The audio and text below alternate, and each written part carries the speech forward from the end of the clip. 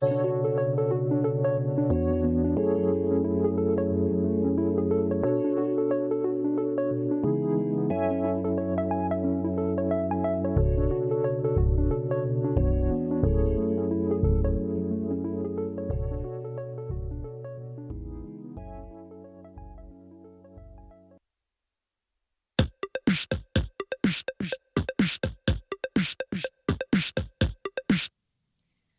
morning, welcome to EMTV. The waiting time for medical internships has increased dramatically. Some students who wanted to start this academic year are only due in the spring of 2023. Our guest of today is Femke van de Zuidwind, president of the National Interest Group for Medical Students, de Geneeskundestudent. But first, let us talk about the Corona Pass. As of last Saturday, you need this pass in order to enter some restaurants and cafes on campus. Our reporters Firoza and Carolina asked around what students think about this measure, and apparently, not everyone agrees with this entrance control.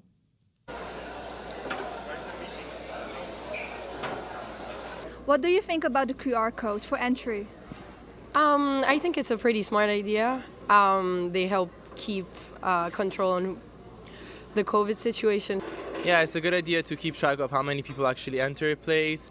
People that are vaccinated can still carry the virus, so they can still infect people that are or are not vaccinated. So it doesn't really solve the problem. I don't think it's really fair. It's not only about you anymore. You have to consider other people. If you have been vaccinated, you can still have the virus, so it doesn't really make sense to not get tested if you are vaccinated. Yeah, I think they could have just kept the measures of like the 1.5 meter distance, and it would have been better. It's all about choices. So like when you're choosing to get a vaccine, you're choosing to take on some responsibilities, and when you're choosing not to take a vaccine, you're choosing to take some other responsibilities. It doesn't necessarily mean the two groups of people being excluded or anything. It's just a matter of choice and what people believe in for and what they feel like doing for the society and for them as well.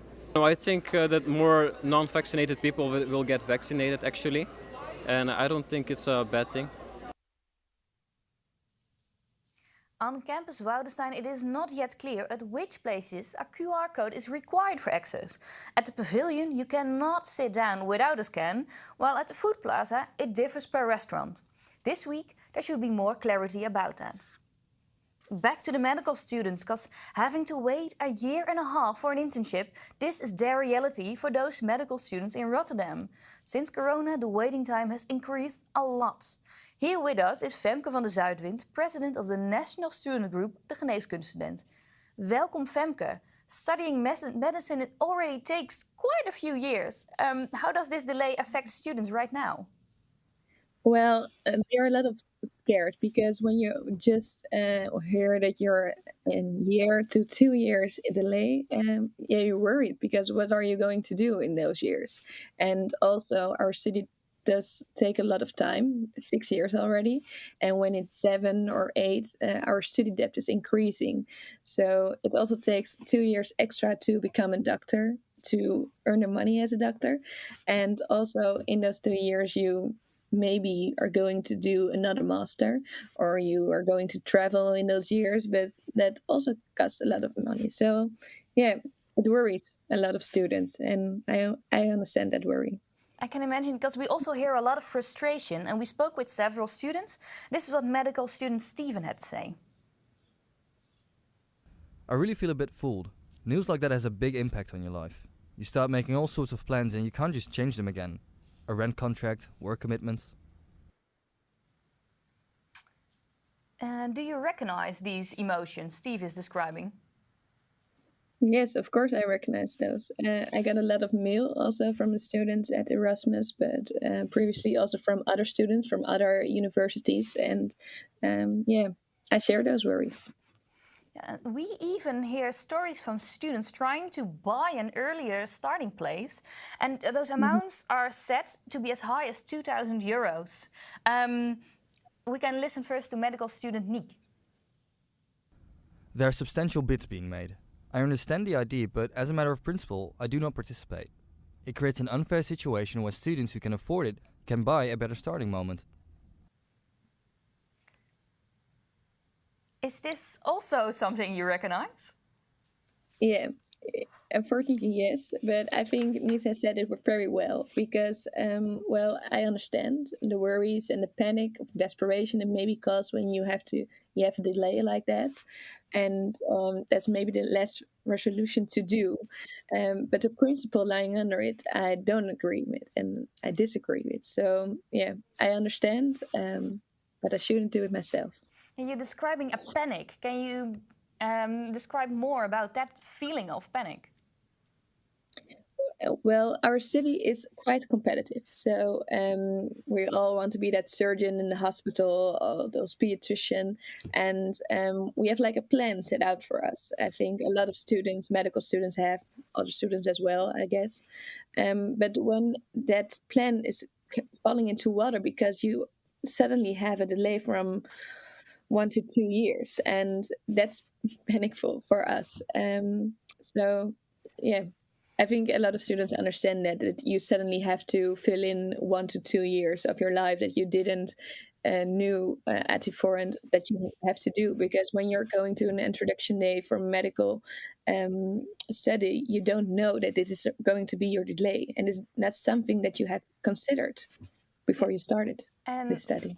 we know that in Rotterdam, at least, waiting time has increased. How is this throughout the Netherlands? Well, we see it's a national trend. It always has been. I can remember, not in my board year, but also not before, that delay is something that just with the medical studies in the Netherlands. But at the recent COVID-19 crisis, a lot of students had to go home, and they have like a delay from 4 to 6 months extra at all universities. But we see that there are different approaches to that delay. And we see at the Erasmus University at this moment, but it's the same, well, the exact same image that we see last year, that the solutions are not there yet. And well, that worries me as the chair of the Geneeskunde student. Yeah, and they say the Erasmus University says they try to solve the problem in different ways. They offer financial compensation for your waiting time, and another temporary measure is to increase the available number of positions in the academic year. Do you think this, well, helps? Well, when I hear those students, the solution is not there yet, or is not working yet. Of course, I think a financial compensation is right to do, but there are certain conditions you have to check, because you have like at least a year delay. So if you have like 50 weeks of delay, you don't get the compensation. Is that kind of a rule? And also when you create extra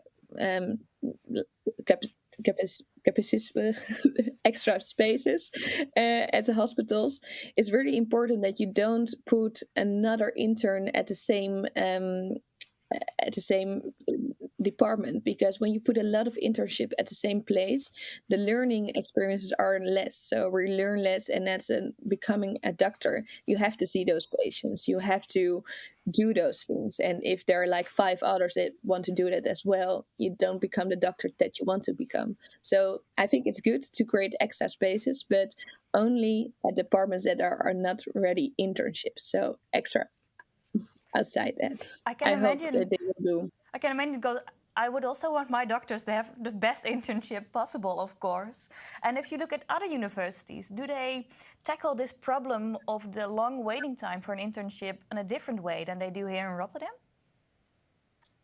Yeah, you see different kind of solutions. So at Nijmegen, that's my university, you see that there's another internship created that you can put before your other internships, and that's in the social department. So you can go to the UWV, GGD, so to do experience there. And it's very interesting because like teams of prevention, public health, they're not really addressed in the regular program of our master. So it's an addition to our learning experiences. And you can start 3 months earlier. In the University of Amsterdam, you see also different kind of solutions.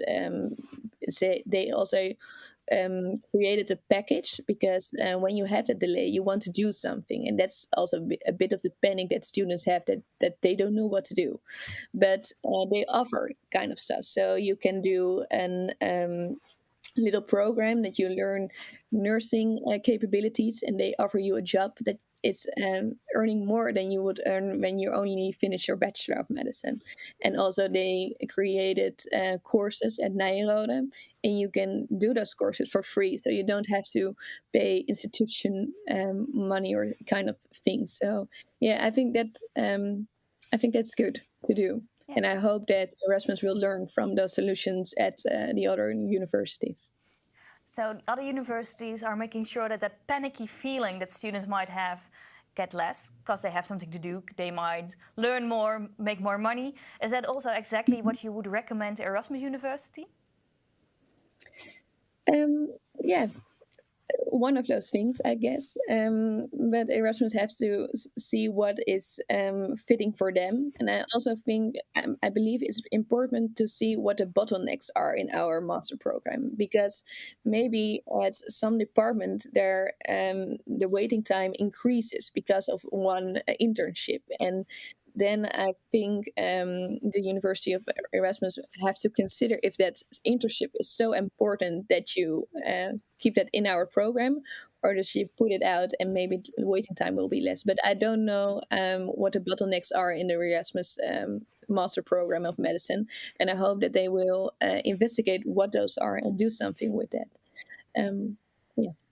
And of course, we have asked the medicine faculty for a response. The study program says that the waiting time indeed is long and that they are working on solutions. But they want to inform students first before communicating more extensively about these solutions. And Femke, we appreciate it all the more that you wanted to respond here. Thank you so much for your time, and thank you so much for joining us. And before we finish this broadcast, let me ask you this. How do you recognize a Dutch student on campus? But you don't look gay. Oh, I'm sorry. Hold on, let me just...